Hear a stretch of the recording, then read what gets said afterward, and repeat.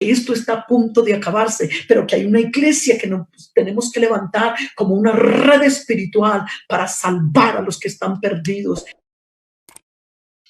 Una red espiritual hecha de hombres y mujeres. Entonces, si vemos que alrededor de una red fue su primer milagro, también podemos encontrar en San Juan el capítulo 21 que su último milagro fue también donde en un mar a través de una pesca. Alabanzas al Señor. Todo alrededor de una red. Y luego compara el reino de los cielos con una red que se echa en el mar. Podríamos hacernos una pregunta. ¿Por qué su primer milagro lo hizo alrededor de una red? ¿Y por qué su último milagro? ¿Qué querría el Señor decir con esto?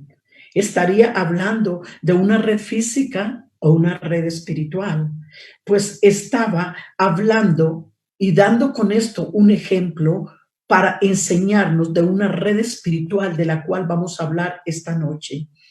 Una red espiritual hecha de hombres y mujeres para pescar hombres. No solo se necesita tener una red, sino también no solamente se necesita tener un deseo, sino que también se necesita tener una red. Algunos habían pescado con vara antes de tener una red. Pero déjeme decirle que después de que Cristo vino, hace más de 2000 años, el Señor estableció una forma mucho más eficaz para alcanzar a las almas de los hombres a través de una iglesia que se une como una red para hacer este trabajo. Alabanzas al Señor. ¿Por qué el Señor comparaba el reino de los cielos con una red? Es obvio que Él estaba hablando de una pesca. Cuando la palabra de Dios se refiere a la red, nos está hablando de un equipo de trabajo. Dios anhela que nosotros aprendamos ese secreto y que aprendamos a trabajar con redes humanas. Qué palabra tan bonita. Redes humanas para poder ser pescadores de hombres, pero debemos utilizar estas redes de hombres, equipos de gente unidos en un mismo espíritu y en un mismo sentir. Una de las últimas oraciones que Jesús hizo, la cual me pone mucho a pensar, y es la oración que Él está haciendo en San Juan 17, cuando Él dice: Padre, que seamos uno, para que el mundo crea que tú me has enviado, que seamos uno, o sea, unidad, armonía, comunión. ¿Cuántas veces, mis hermanos, en las iglesias no se ve manifestarse la presencia de Dios en la salvación de las personas? Porque hay divisiones, porque hay celos, porque hay contiendas. ¿Cuántas veces algunas directivas se la pasan todo el año más que peleando, más que discutiendo, a ver quién está haciendo mejor el trabajo, a ver quién hace mejor actividad, a ver quién predica mejor? Y a veces, hermanos, el enemigo nos enreda en cosas. Mientras tanto, el mundo se está perdiendo, las almas se están perdiendo y nosotros estamos enredados en mirar a ver quién es el más grande. En una ocasión, alguien le dijo al Señor: oiga, Señor, ¿y quién es el más grande de nosotros? Ustedes recuerdan que hubo por allá una mamá que le dijo: Señor, yo como quisiera que mis hijos, que eran discípulos, que el uno se siente a la derecha y que el otro se siente a la izquierda. No sé cuáles eran las intenciones de esa mamá, pero lo que estaba como buscando era un lugar arriba, de pronto, como toda madre, queremos altura para nuestros hijos. Y entonces en esa ocasión uno de los discípulos le dice: Señor, ¿quién es el más grande? ¿Y quién es el más grande entre nosotros? Y el Señor dijo: el más grande es el servidor, el que se baja más. Y como canta el hermano Zacarías, aquí se vive muriendo y se sube bajando, porque todo es distinto en el reino de Dios. Y el Señor le dijo: es que mi reino no es como los del mundo, como los gobernantes, como los que buscan gobernar, como los que buscan tener poder y mandato. No, aquí es diferente. Y qué impresión como más adelante el Señor agarró una toalla Agarró una ponchera y se fue y le dijo a los discípulos para darle la enseñanza de servicio, para darle la enseñanza de humildad. Es que el Señor hizo tantas cosas en tan poquito tiempo y todo esto de la red nos da enseñanza, esto del servicio nos da enseñanza, pero todo giraba alrededor de aprender mansedumbre, de aprender humildad por una sola cosa, para poder salvar a un mundo que está perdido, que está en tinieblas. Cómo agarró esa ponchera y cómo agarró esa toalla y se agachó, se bajó el maestro, esas manos santas y puras, a ensuciarse de los pies de los discípulos. Pero no le importó eso. ¿Por qué lo hizo? Porque es que él no enseñó simplemente con palabras, él enseñó con hechos. Permite el Señor que los que nos permite Dios predicar en los púlpitos, no prediquemos en los púlpitos lo que no estemos viviendo. Jesús primero vino a hacer y luego a enseñar. Alabanzas al Señor. Eso es lo que tiene que hacer nuestras vidas, hermano. Hoy en día, gracias a Dios, sí, tenemos mucho conocimiento, tenemos muchos avances, tenemos mucha teología. Nadie dice que es malo, eso es bueno, gracias a Dios por todo ello, pero tengamos mucho cuidado en que el corazón no se enaltezca, en que la vida no se levante pensando que porque se tiene el conocimiento esto es todo. Para salvar las almas, hermanos, para salvar las almas no se necesita teología, para salvar las almas no se necesita conocimiento, se necesita unción, se necesita autoridad espiritual y una iglesia de rodillas ante la presencia de Dios para poder salvar a los que están perdidos. Alabanzas al Señor. Indudablemente, la labor más importante que el Señor nos ha encomendado como iglesia que somos es precisamente lo de orar, lo de evangelizar, lo de ganar las almas para la gloria y la honra de su santo nombre. Qué bueno poder pensar en esta noche la cantidad de gente que está perdida, gente que no conoce a Dios, gente que está en tinieblas, gente que se está muriendo por los estados de depresión, de ansiedad. No es la teología la que los va a salvar, hermano, no es la cantidad de conocimiento ni de programas. Lo que va a salvar a esta gente es cuando hay una iglesia que estamos de rodillas ante la presencia del Señor para poder estar en pie delante de ellos y llevarles un mensaje poderoso. Alabanzas al Señor. Alabanzas al Señor.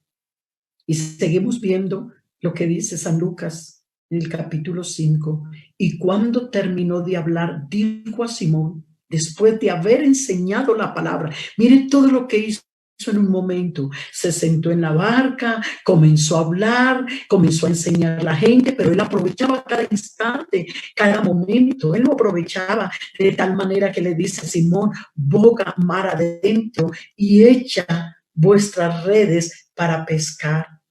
Pero ¿qué encontramos? Respondiendo Simón le dijo, maestro, toda la noche hemos estado trabajando y nada hemos podido pescar, mas en tu palabra echaré la red. Alabanzas al Señor. Y habiéndolo hecho, encerró gran cantidad de peces y sus redes se rompían. Estaba recordando, mis hermanos, a nuestro misionero de Japón, a nuestro hermano, al hermano Orlando. Él, cuando llegó a Japón hace más o menos como 20 años, él dice que el primer año, el segundo año, cuando el director de misiones lo llamaba para decirle, hermano, ¿cuántos japoneses se han convertido? Él decía que él no le daba hasta susto contestarle el teléfono al director de misiones de ese entonces, porque decía, me va a preguntar cuántos japoneses se han convertido y no se ha convertido ni uno. Tengo es por ahí un grupito de latinos, sobre todo un grupito de colombianos, pero no tengo japoneses. Y dice que él tenía mucha angustia cuando él los llamaba para preguntarle cuántos se habían convertido. Y dice que comenzó a entrar en un estado de mucha preocupación y de mucha ansiedad porque no se convertían los japoneses.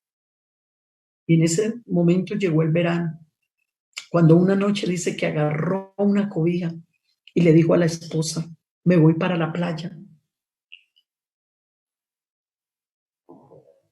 Sí, ¿cómo así?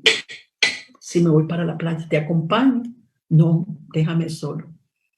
Necesito estar solo con Dios. Y se fue a la playa y tiró esa cobija tiró esa cobija en el piso, ahí en la playa, y comenzó a orar. 8, 9, 10, 11, tirado. Señor, me siento derrotado. Señor, si es que yo no soy el misionero para este país, entonces trae otro. No hay ni un japonés convertido. Mira, el director me llama, yo estoy preocupada, estoy preocupado, estoy en un estado, Señor, que ya ni fuerzas tengo. Y dice que de pronto, como a eso, ya había orado como unas 4 horas más o menos, y ya como comenzando la madrugada, dice que se sentó ahí en la playa y él estaba solo. Y dice que tuvo una visión cuando vio que de la mitad del mar, allá en Japón, en Tokio, dice que salía un dragón, y el dragón es el dios de japoneses, es uno de los dioses de los japoneses, y dice que salía del centro del mar, y veía cómo los japoneses caían y caían y caían, y ese dragón abría la boca y se tragaba a los japoneses, y se bajaba, y cientos de japoneses caían y volvía y salía y los atrapaba. Y dice que cuando él tuvo esa visión comenzó a gritar: Señor, ¿qué es esto? Y como estaba solo, Señor, ¿qué es esto? ¿Qué es esta visión? ¿Qué es esta visión? Y dice que lloraba como nunca él había llorado en su vida. Y como eso, ya de estar llorando y seguir orando, orando, orando, le vino la revelación. Cuando el Señor le habló y le dijo: lo que pasa es que tú crees que con un solo día de ayuno los japoneses se van a convertir. Tú necesitas reforzar más ayunos seguidos, 3 días seguidos, porque todo, y comenzó Dios a darle las claves. Todo lo que pisare la planta de vuestro pie será vuestro. Pídeme y te daré como herencia a las naciones. Necesitas meterte en más oración y más ayuno, doblar. Él pensaba que lo que estaba haciendo era suficiente. Y cuando llegó a la casa de la esposa, ya ven la respuesta, ya sé que tengo que comenzar. Y él dice que comenzó a meterse en tiempos de 3 días de ayuno sin comer ni beber, postrado en la presencia de Dios. La esposa lo acompañaba y ore y ayune y clame. Y después de eso, hermano, comenzaron los japoneses a llegar al conocimiento de Dios. Las cadenas comenzaron, los cautivos comenzaron a salir. Dios está haciendo maravillas. Tuvo que cambiar las estrategias de oración, tuvo que cambiar las estrategias de ayuno, porque la Biblia dice: los que siembran con lágrimas, con regocijo segarán. Irán dando y llorando los que llevan la preciosa semilla, mas volverán con regocijo trayendo sus gavillas. Hermanos, hay terrenos. La Biblia dice: hará campos para vosotros y no sembréis entre espinos. No podemos hacer el trabajo por la salvación de los perdidos de cualquier manera, con oraciones de cualquier manera. Se necesita, como dijo el apóstol Pablo en el último capítulo del libro de Efesios: orando en todo tiempo con toda oración y súplica en el Espíritu. Porque Dios no es carne, Dios es espíritu. Y para soltarse de esas oraciones en la carne, primero que todo uno tiene que crucificar el yo, el egoísmo, la pereza, el sueño, la falta de sensibilidad. Cómo necesitamos en este tiempo poder entender, hermanos, ese sentir del Señor. En el último milagro de Jesús, Pedro ya había aprendido la diferencia de la primera pesca, pues ya las redes estaban en condiciones para la pesca. Cómo necesitamos, hermanos, que nuestra vida esté limpia, que las redes estén, que las redes estén, no vayan a tener rotos que hagan salir los pescados, no, que si se llega a romper, se rompa llenándose como les pasó a ellos, pero esas redes limpias, esas redes unidas, esas redes, porque el maestro de esta pesca se llama Jesucristo, pero Él nos dice: separados de mí, nada podéis hacer. Que Dios nos ayude. Necesitamos entender que este es un trabajo de todos, no es el trabajo del pastor solo, no es el trabajo del misionero. Nosotros como iglesia necesitamos, hermanos, hacer este trabajo. Nuestros misioneros están librando esa batalla ya, como cuando Moisés le dijo a Josué: ve y enfréntate a Amalek. Y él bajó a cierto lugar para enfrentar la batalla cuerpo a cuerpo. Moisés ya estaba viejo, estaba cansado. Él había podido decir: bueno, defiéndete tú solo, Josué, estás joven, yo me voy a descansar y hubiese sido justo, pero ¿sabe qué hizo Moisés? Se fue al monte. Dijo, no, yo no voy a dejar a Josué solo. Mientras él está librando la batalla físicamente, yo me voy a ir al monte. Y se fue al monte a levantar los brazos. Pero en esas Ur y Aarón dijeron, no vamos a dejar a Moisés solos. Mire, se unió una red, se unió un equipo de personas. Y entonces, mientras Moisés tenía los brazos en alto, un brazo le sostenía Ur y en el otro brazo se lo sostenía Aarón. Y mientras el otro estaba librando la batalla, entre todos obtuvieron una gran victoria en el nombre de Jehová de los ejércitos. Si separamos todos los hilos de una red, observaríamos un montón de hilos iguales. Y si le pusiésemos un anzuelo a una de estas puntas de cada hilo, pudiéramos salir a pescar, pero el esfuerzo sería muy grande y el resultado mínimo. Pero por eso todos esos hilos se unen y se forman una red para salir a hacer esa pesca. Alabanzas al Señor. Qué bonito que mientras nuestros misioneros están haciendo esa pesca. Ay, hermanos, ¿sabe usted que nuestros misioneros cuando estuvimos en Alemania, 4 horas de viaje el misionero para visitar una familia? A veces el misionero, hermanos, hasta 7, 8 horas para ir a visitar un alma. Y va y la evangeliza y le habla y ora por ella. Y cuando la llama a los 15 días, cuando la llama a los 8 días para ver cuándo puede volver. No, no, pastor, ya no, yo no, yo no quiero, yo no puedo dejar mi religión. Le salen con eso después de haber hecho ese trabajo. Ahí es donde necesitamos, porque el misionero trata de tirar la toalla, él trata de cansarse, él es humano, pero cuando hay esos refuerzos de aquí de Colombia, entonces que el Señor renueve sus fuerzas, que el Señor renueve su visión, que el Señor les dé autoridad espiritual a los misioneros. Hermano, ¿cómo necesitamos pedirle al Señor que nos dé sabiduría para orar? Que esas redes que estamos aquí en Colombia, apoyando también esa obra misionera, que esas redes que están ahí en la central de Tunja, apoyando para que ese Tunja sea movido por el poder de Dios, tengamos la sabiduría. Yo le pregunto, ¿cuántas veces le hemos dicho, Señor, enséñame a orar? Señor, dame estrategias de oración. Señor, ¿por qué no vemos resultados? Hemos orado, hemos ayunado, pero la gente no se convierte. Ah, porque el mismo Señor dice, pedís y no recibís porque pedís mal. Porque cuántas veces, hermanos, estamos orando y lo estamos haciendo equivocadamente. Y no es que se tenga malas intenciones, porque no toda equivocación es con malas intenciones. A veces uno se equivoca y piensa que uno está haciendo las cosas bien hechas, pero resulta que se está equivocando. Porque si dice, pedís y no recibís, es porque pedís mal. Pero qué bueno en esta noche poder entender, hermano, que se sacara ese tiempo, que se formaran esos grupos de jóvenes de Dorcas. Vamos a organizarnos un programa de oración y vamos a pedirle al Señor que nos enseñe a orar por la salvación de los perdidos. Hermano, esta es una oración de estrategia.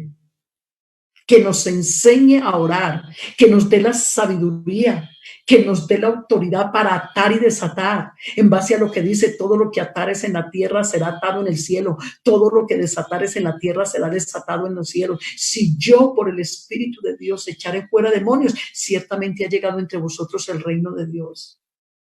Yo recuerdo que el hermano, un copastor que nosotros tuvimos, estábamos de pastores en Bucaramanga y se abrió una obra y él se mandó allí. Pero resulta que cuando él estaba ahí, un día se dio cuenta que toda esa zona estaba atada por un espíritu de adulterio. Ve, hermano, porque cuando la Biblia dice, la lucha no es contra carne ni sangre, sino contra principados, contra potestades, contra espíritus de los aires. Qué bueno poder entender eso. Hermano, hay dominios en la tierra, hay dominios de espíritus que están posesionados. Por ejemplo, usted mire, en esos lugares de prostitución, esos son demonios que están atados allá. En esos lugares donde esas personas que tienen problemas de homosexualismo, lesbianismo, tienen sus centros. Y este hermano, este muchacho descubrió que en esa zona él se dio a la tarea de investigar con algunos hermanos y los poquitos hermanos que habían y decían, hermano, ¿sabe qué es lo que pasa? Lo que pasa es que en esta zona, toda esta gente de todos estos barrios Si usted va, encontrará que todos viven en adulterio. Usted no encuentra personas casadas. En una misma casa, el papá vive con la mamá, el hijo vive con otra mujer, y así son todos los hogares. Entonces habíamos un grupo de oración en la iglesia central y me dijo, hermana Luz Marina, necesito que me ayuden para que hagamos una cadena de oración y ayuno para comenzar a reprender todas esas fuerzas contrarias de adulterio. Y él comenzó a organizarse específicamente. La Biblia dice, si dos en la tierra se pusieren de acuerdo para pedir algo creyendo, lo recibirán. Mire, hay que entrar en acuerdos por peticiones. Perdónenme, hermanos queridos, pero a veces la oración la volvemos un salpicón. Le echamos una cosa y Señor, y bendice al hermano Pablo y aguárdalo, ayúdalo, fortalécelo y sana al hermano Luis, Señor, que tiene ese cáncer, y bendice el departamento de escuela dominical, que los maestros sean llenos de tu poder, y Señor, y fortalece a la hermana María que está muy débil, y el simpatizante que está viniendo que se convierta, y esta ciudad que necesita de ti. Amén. Eso no es una oración específica. Por eso, hermano, los discípulos le dijeron, Señor, enséñanos a orar. ¿Y qué les enseñó al Señor? Y él dijo, y cuando oren, no hagan vanas repeticiones. No piensa que por las mucha palabrería se les oídos. La primera petición que Jesús dejó en el Padre Nuestro es el establecimiento de su reino. Pero como, hermanos, a veces ignoramos la petición de Jesús, que es la salvación del mundo. Y déjame decirte algo por experiencia propia. Cuando tú y yo nos atrevemos a sacar más tiempo para orar por el mundo, Dios, mientras tú y yo estamos orando por el mundo, Dios está cuidando de nosotros. Te lo digo por experiencia propia. Alabanzas al Señor. Dios está supliendo nuestras necesidades. Te lo digo por experiencia propia. Dios está haciendo maravillas. Dios está haciendo milagros. Qué bueno poder entender esta noche. Por eso, hermano, yo le quiero invitar, regálame unos minutos más, pero por favor, yo le quiero invitar a que usted haga un análisis. ¿Cómo está orando? ¿Cómo lo está haciendo? Porque a veces, hermano, nos arrodillamos y perdóneme si hay amigos que nos están acompañando, bienvenidos, qué bendición. Nos es un gusto tenerlos. Pero a veces los cristianos, algunos, algunos cristianos manejamos la oración como el católico maneja el resto. Porque como yo fui católica tantos años. A repetir, una repetidera, una repetidera. Y hasta nos quedamos dormidos ahí en una repetidera. No, hermanos, es orar. Por eso Pablo dijo, cuando ores, ora en el Espíritu. Pablo es el escritor que más habla de oración en el Nuevo Testamento. Por eso Dios lo usaba tan tremendamente. El sello de su apostolado, ayunos, vigilias, naufragios. El único hombre que escribió Iquitos, a los cuales les vuelvo a repetir, tengo dolores de parto por ustedes hasta que Cristo sea formado. Mire, él tenía una agonía. Hasta que nosotros no tengamos dolores de parto por la gente que está perdida, no vamos a dar luz a los que están en tinieblas. Alabanzas al Señor. Alabanzas al Señor. ¿Y sabe qué obtuvo este pastor de Bucaramanga? Después de hacer esos programas de oración y ayuno, luego citó el grupo 3 días de ayuno y luego él se fue con unos hermanos a hacer una caminata de oración. Todo lo que pisara en la planta de nuestro pie comenzó a orar por todos los alrededores del barrio. En el nombre de Jesús, atamos todo espíritu de adulterio en el nombre de Jesús. Y luego hicieron un evangelismo, oiga, hermano, y las puertas se abrieron. Y ese hermano testifica que en ese año se casó una cantidad de parejas y se bautizaron en el nombre de Jesús. Y ahora todos esos barrios están llenos de gente convertida. Se puede. Alabanzas al Señor. Se puede, pero ¿qué es lo que necesitamos? Esas estrategias espirituales. San Mateo, el capítulo 9, el verso 35 dice, y recorría Jesús todas las ciudades, miren lo que él hacía, y las aldeas, y enseñaba en las sinagogas de ellos, y predicaba el evangelio del reino, y sanaba toda enfermedad y toda dolencia del pueblo. Pero mire que también sacó tiempo para lo siguiente, y el verso 36 dice, y al ver las multitudes, vean, no solamente estaba sanando, estaba predicando, sino que tuvo una visión, sintió dolor. Dice, y al ver las multitudes, tuvo compasión de ellas, porque estaban dispersas y esparcidas como ovejas que no tienen pastor.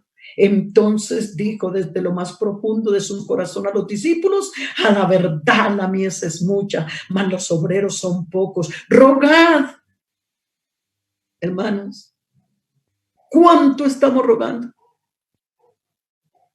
¿Cuánto estamos rogando por las almas?